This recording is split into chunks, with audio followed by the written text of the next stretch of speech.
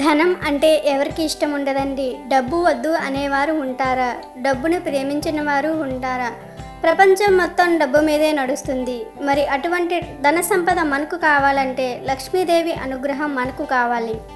లక్ష్మీదేవి ఒక్కచోట స్థిరంగా ఉండదు. అందుకే ఆమెను చెంచులక్ష్మి అని కూడా అంటారు.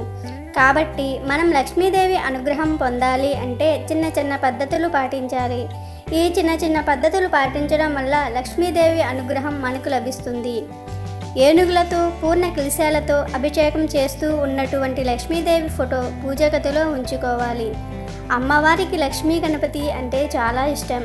గణపతిని ఎక్కడైతే పూజిస్తారో అక్కడ లక్ష్మీదేవి కొలువుతీరి ఉంటుంది.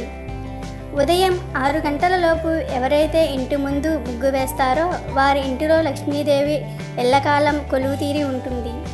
లక్ష్మీదేవికి తామర పువ్వు అంటే చాలా ఇష్టం. ఈ పుష్పంతో పూజిస్తే అమ్మవారి అనుగ్రహం తప్పకుండా మనకు కలుగుతుంది. ప్రతిరోజు ఇంట్లో దీపారాధన చేసి లక్ష్మీదేవి అష్టోత్తరం చదివి లక్ష్మీదేవి పాదాలకు కుంకుమ పూజ చేసి ఆ కుంకుమను నుదుట బొట్టు పెట్టుకోవడం వలన లక్ష్మీదేవి అనుగ్రహం పొందడమే కాకుండా మన సౌభాగ్యం 10 కాలాల పాటు చల్లగా ఉంటుంది.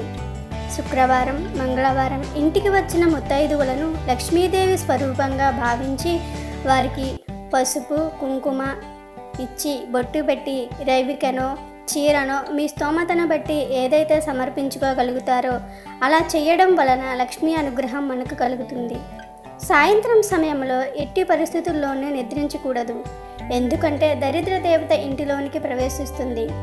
సాయం సంధ్య సమయంలో పెరటి తలుపును మూసి సింహద్వారమును తెరవాలి. అప్పుడు లక్ష్మీదేవి మన ఇంట్లోనికి ప్రవేశిస్తుంది. లక్ష్మీదేవికి పాలతో చేసిన పదార్థములంటే చాలా ఇష్టం. పరమాన్నం, పాయసం ఇటువంటి నైవేద్యాలను అమ్మగారికి నైవేద్యంగా పెట్టాలి. కలకండ అంటే అమ్మకు చాలా ఇష్టం. అలాగే పండ్లలో దానిమ్మ ఇటువంటి పండ్లను పెట్టడం వలన ధనం అభివృద్ధి చెందుతుంది. ఆవును పూజించి వెనుక భాగంలో పసుపు రాసి కుంకుమ బొట్టు పెట్టి నమస్కరించుకుంటే అమ్మ అనుగ్రహం లభిస్తుంది. భర్తను విష్ణుమూర్తి స్వరూపంగా భావించి ప్రతి సేవ చేయడం వలన అమ్మవారి అనుగ్రహం కలుగుతుంది. అలాగే శుక్రవారం పూజ చేసుకున్న తరువాత శనివారం కూడా అమ్మయ్యకి మనం పూజ చేసుకోవాలి. ఆ శ్రీనివాసుని పూజించడం వల్ల అమ్మ అనుగ్రహం మనకి కలుగుతుంది.